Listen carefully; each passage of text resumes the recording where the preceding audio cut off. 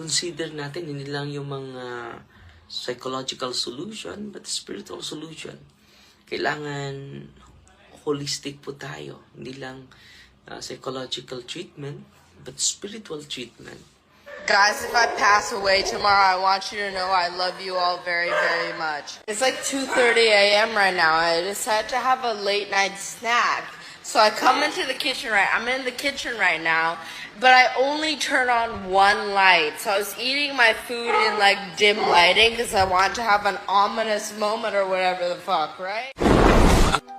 Pag may naalala ka, iyak mo eh.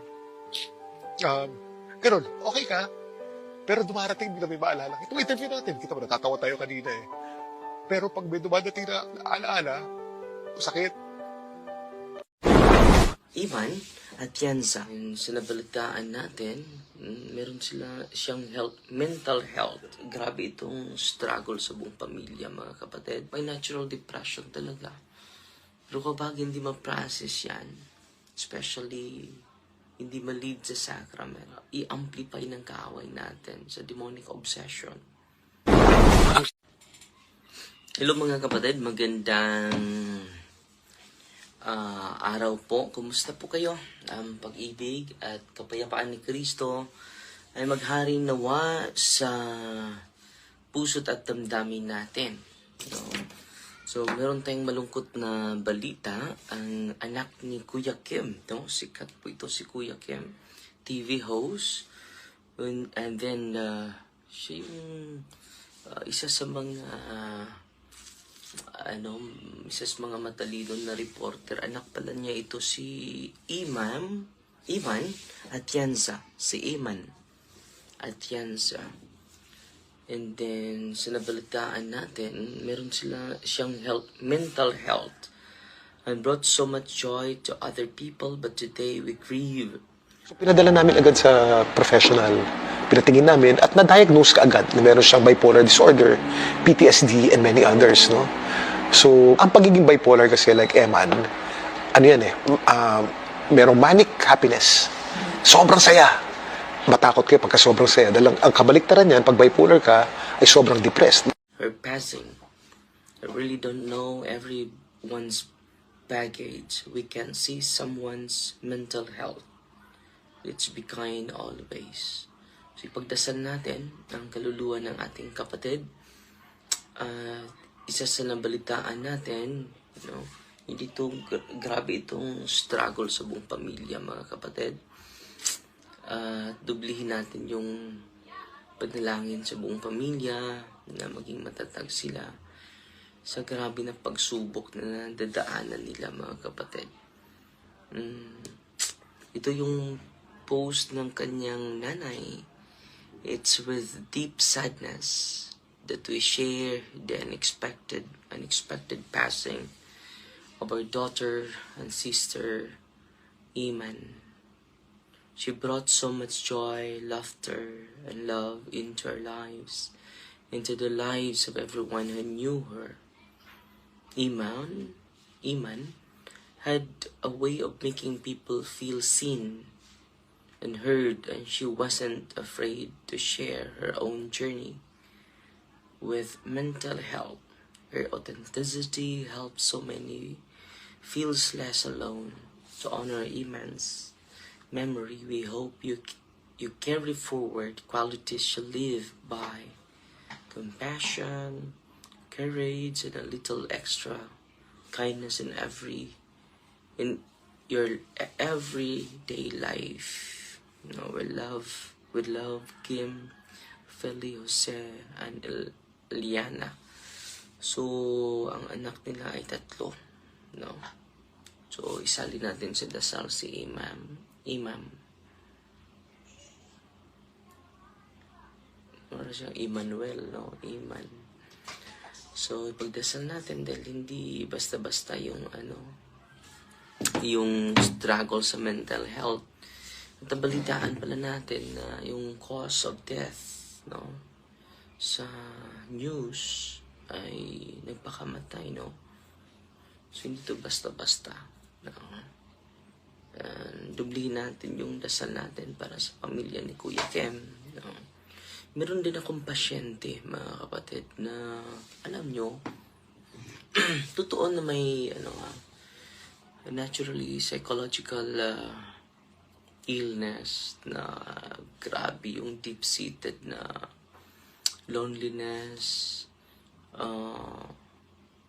hindi ma-describe yung despair. Grabe. So, may natural depression talaga. Pero kapag hindi ma-process yan, especially hindi ma-lead sa sacrament, i-amplify ng kaaway natin sa demonic obsession. Meron akong pasyente nito, anak ng isang pulis, mga kapatid. Just imagine wala siyang wala talaga siyang mental health. Dahil wala siyang issue dito dahil katulad din ng batang ito, bibong-bibo. At wala talaga siyang planong magpakamatay, mga kapatid. Pagpasok lang niya sa kwarto niya. Ito po dagdag kaalaman po ito sa atin. That we need sacramentals in everywhere. We need sacramentals. Tayo ay laging pumupunta sa ibang lugar, natutulog sa iba't ibang lugar, no? At hindi natin alam, no? Yung natulugan natin ay infested pala. Infested pala. So, kailangan natin ng mga sacramentals. Itong binatid yung ito, dahil sinesearch ko po ang cause of death niya dito sa People Magazine and the New York Post. The official cause of death of Iman Atienza, as confirmed by Los Angeles County Medical Examiner, was suicide by hanging. Nandito ito sa People Magazine and New York Post.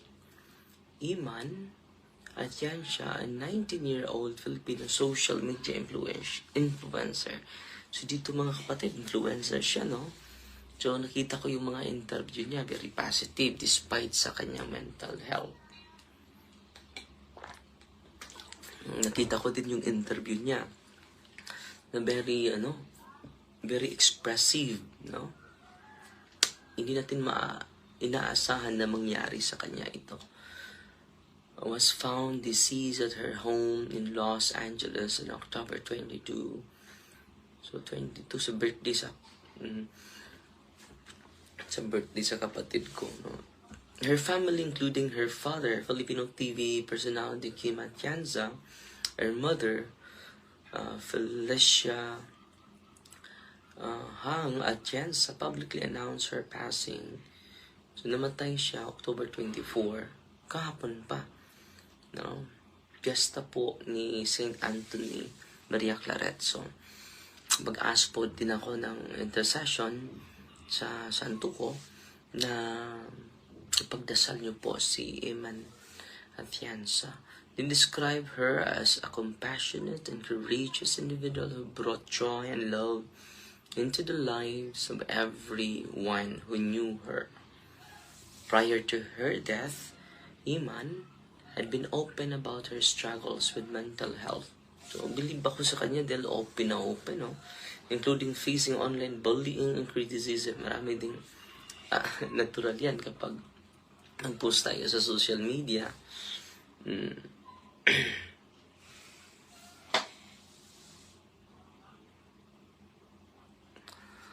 So, yan po, mga kapatid, no? Expected na po yan kapag magkomento tayo sa social media. Meron talagang maraming mga buzzers natin. At kung hindi tayo matapang ito, no, we will destroy our day, no? It will ruin our day. She had taken a break from social media to focus on her well-being and had recently returned to posting content. Her family encouraged others to honor her memory by carrying forward qualities she lived by: compassion, courage, and kindness. So, meron tayong mga pasyente, mga kapatid, na walang talagang, yung anak ng pulis sa isang lugar dito sa Bohol, White Tingog. Wala lang boses. Walang... May boses ba ako kanina mga kapatid? Kasi mga kapatid, no? Itong mental health, hindi ito basta-basta. Hindi lang psychological po ito. At ang kaaway natin mga kapatid, hindi lahat ng suicide ay obsession. Pero meron talagang mga... Mahina po yung boses ko. Marisa ni sa Inupakan Leyte. Mag-amplify lang sa psychological mental illness natin. So, anong nangyari mga kapatid? Pagpasok niya, nawala siya sa sarili niya. No? Ano siya ng pisi. Hindi niya alam Hindi niya alam ito. Nung interview kong bata, mabuti na lang mga kapatid. Ito mabuti na lang mga kapatid pag bigti niya.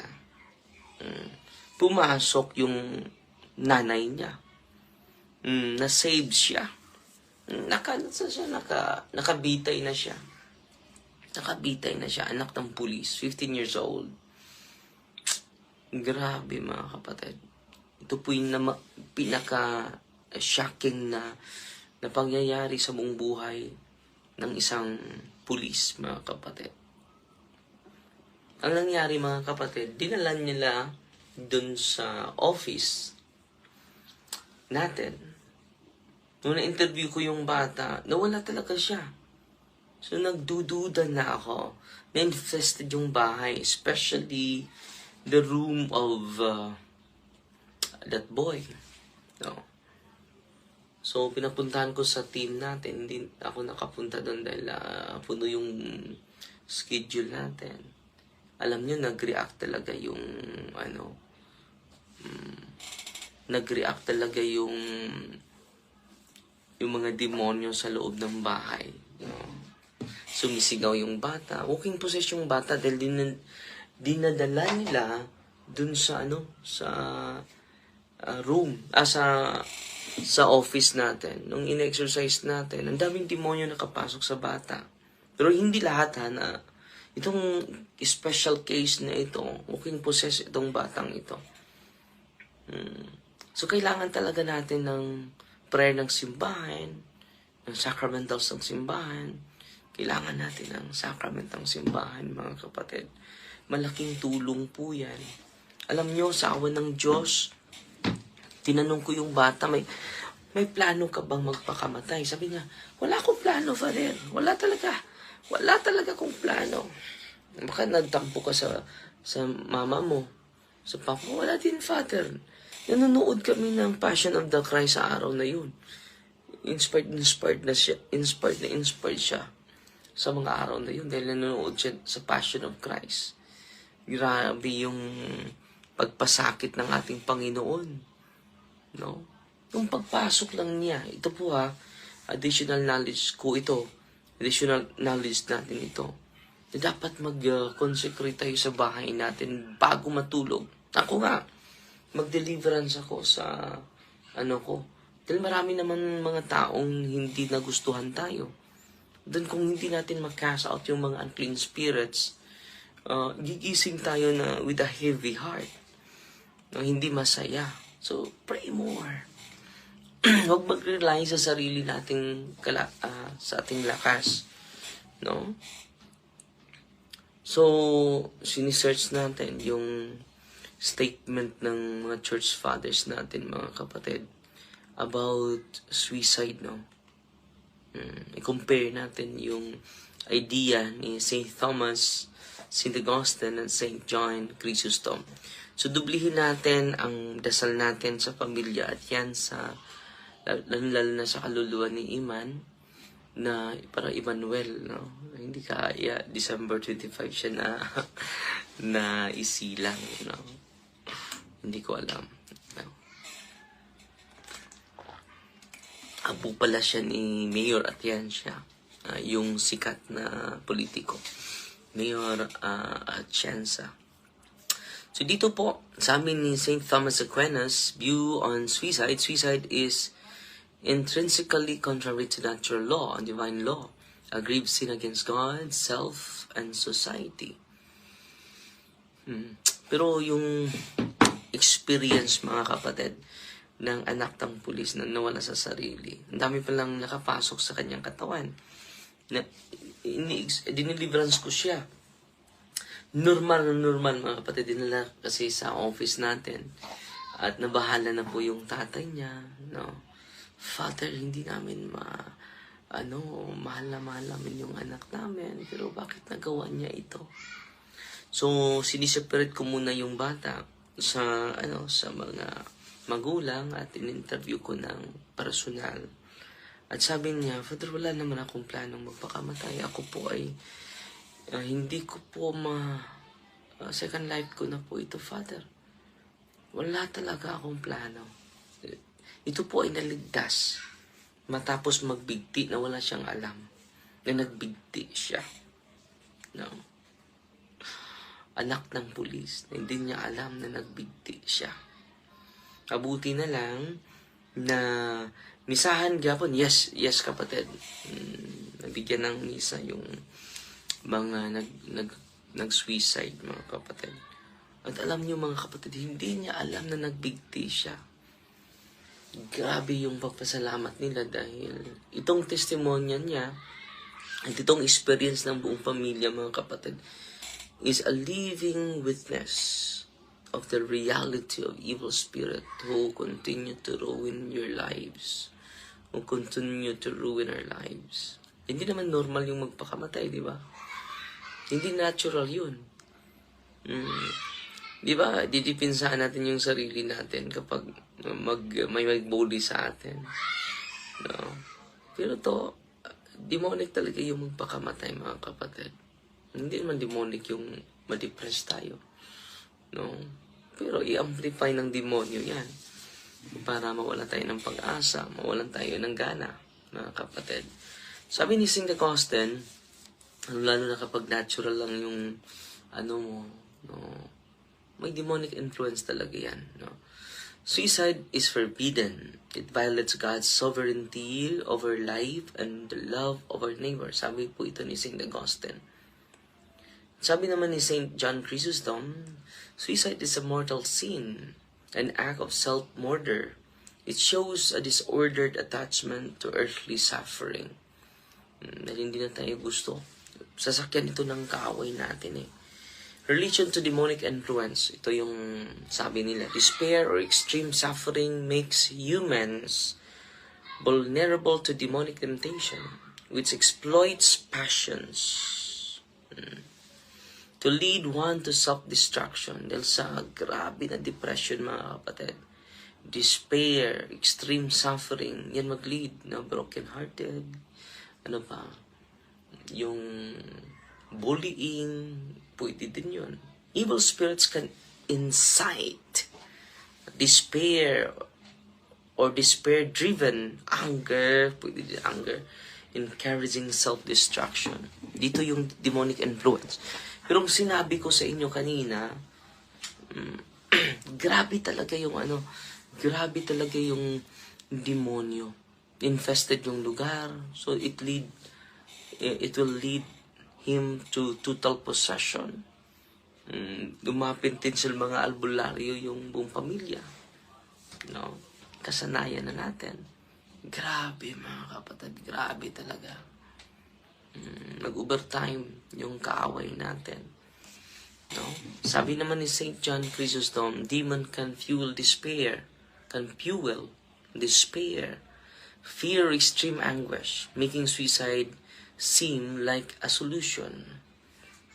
So, ito na yung solution ko para matapos yung pighati ko. Matapos ko yung mga problema ko. Yung mga, example, utang ko, ganun. So, may demon influence talaga, no? So, ano yung moral dimension natin ngayon? All three church fathers agree suicide is intrinsically wrong, violating God's law, natural law, and the law of self and neighbor. Demonic aspect, it acknowledges the evil spirit exploit despair, fear, or suffering making humans vulnerable, but the act itself remains morally culpable. So, mananagot pa rin tayo. Pero, yung pasyente ko, wala talaga siyang plano magpakamatay. I am Catholic, I am alive, I